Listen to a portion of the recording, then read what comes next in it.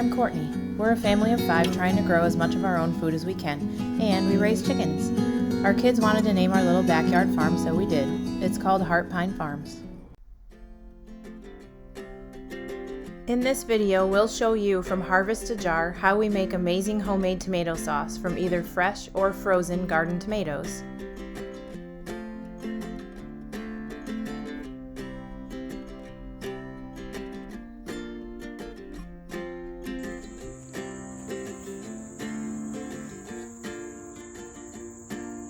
We are ending our season with our tomato plants, so we're going to harvest them all and we're going to show you how we're going to preserve them.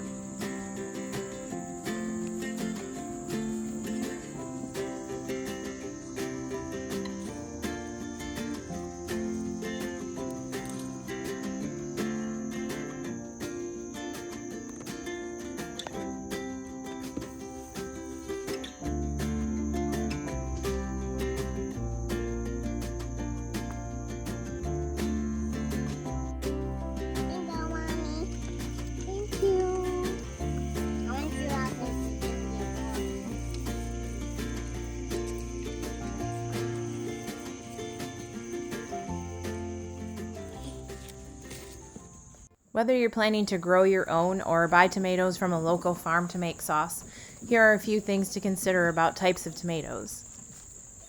So we grow tomatoes for salsa, sauce, and for eating fresh. The cherry tomatoes we grow are for our salads and other recipes that require fresh tomatoes. The slicing tomatoes we grow are the Skyway tomatoes, and we primarily eat those fresh. But we'll add some of them to our sauce sometimes because they do add a sweet and tangy flavor that we like. So we mainly grow Roma tomatoes for salsa and sauce along with San Marzano. We find that the large Skyway tomatoes actually produce less sauce because their water content is higher, and we end up needing to cook it down so far to thicken the sauce that we end up with less. The Roma and San Marzano tomatoes are paste tomatoes, and they're meatier, producing more sauce in the end. Those are our favorite sauce-making tomatoes. Here's a quick side note about tomatoes that aren't quite ripe. When we see tomatoes on our plants that are half ripe, we'll pick them before they're affected by weather or pests. We take them inside and put them on our seed starting shelves near a window because we don't have enough counter space in the kitchen. They end up ripening just beautifully this way, and the quality and flavor are not affected. For sauce making, the riper the tomatoes, the better. Right here in our garden cart, you can see the San Marzano tomatoes. They're a little bit smaller than the Romas we grow, but they're very dense and meaty. Like the Romas, the flavor is outstanding for sauce. You'll get a beautiful red thick sauce with San Marzanos. Our favorite way to use our thick San Marzano sauce is on our homemade pizzas. You really cannot beat San Marzano pizza sauce.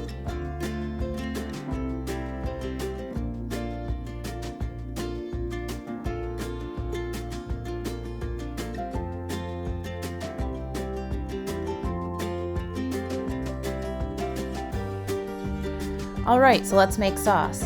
We'll start by showing you first how we make our sauce with frozen tomatoes. The first thing we do is we let them soak in a sink full of cool water for about a half hour to wash them and slightly thaw them out.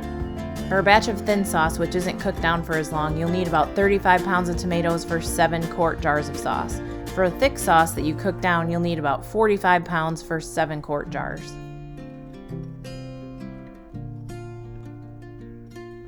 Next, we cut the tomatoes in half and put them in a big stock pot. We remove all of the bad spots on the tomatoes, and if the spots are bigger size, we just discard the whole tomato.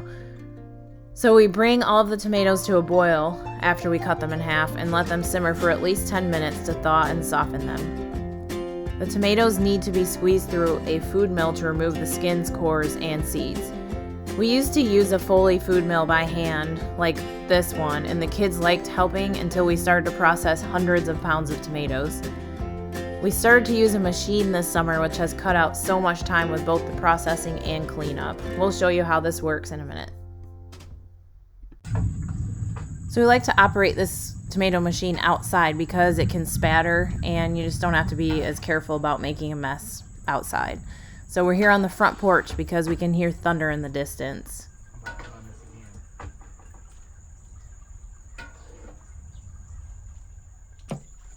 Anyways, we just feed the tomatoes that we just simmered through the machine, and it beautifully separates the pulp from the skins, seeds, and cores.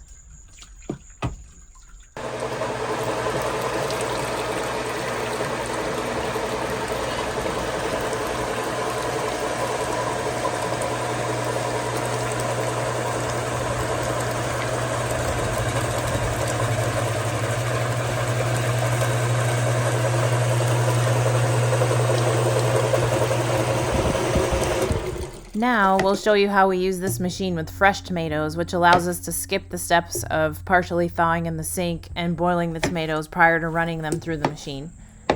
This can't be done with a hand food mill because the tomatoes need to be cooked and softened before running them through.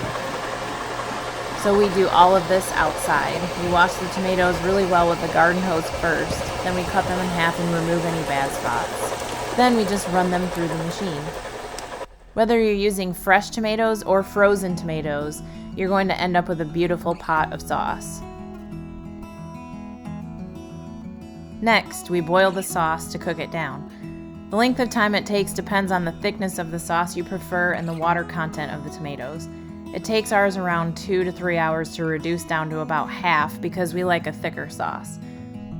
For a thinner sauce, we cook down about 1/3 of the liquid.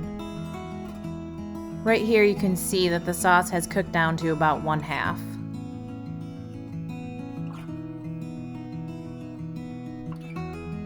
And here's another batch that we're working on at the same time. Sometimes we have multiple batches going on at the same time.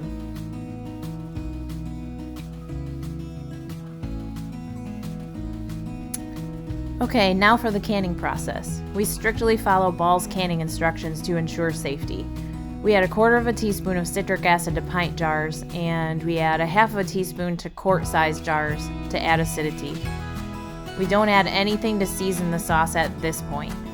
We use our sauce for so many different recipes that we like to add the seasoning when we are cooking it. The sauce is so flavorful though that we don't need to add much in terms of seasoning. We are filling hot jars with the tomato sauce that we just got done simmering, leaving 1 inch of headspace. Next, we check the headspace, adjusting it if we need to make sure it's exactly 1 inch. We remove air bubbles by stirring the sauce inside the jars gently. We wipe the rims, add the lids, fingertip tighten the bands, and then add the jars of sauce to the pressure canner.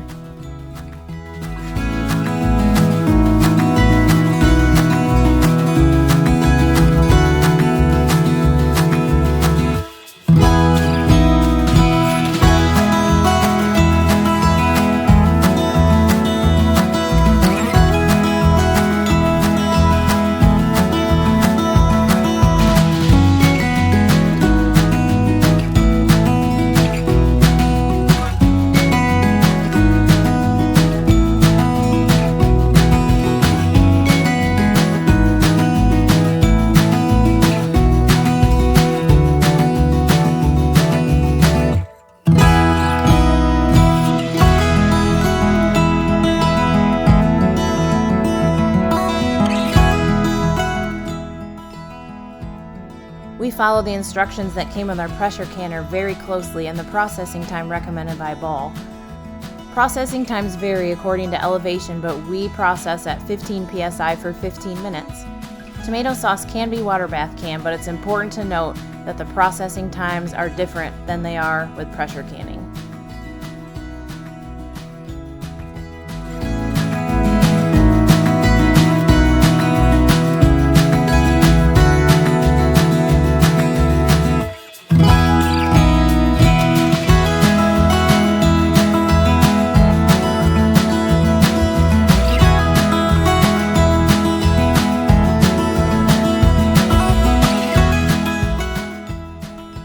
We're very grateful to have enough jars of sauce to use in a big variety of recipes that our large family eats throughout the year.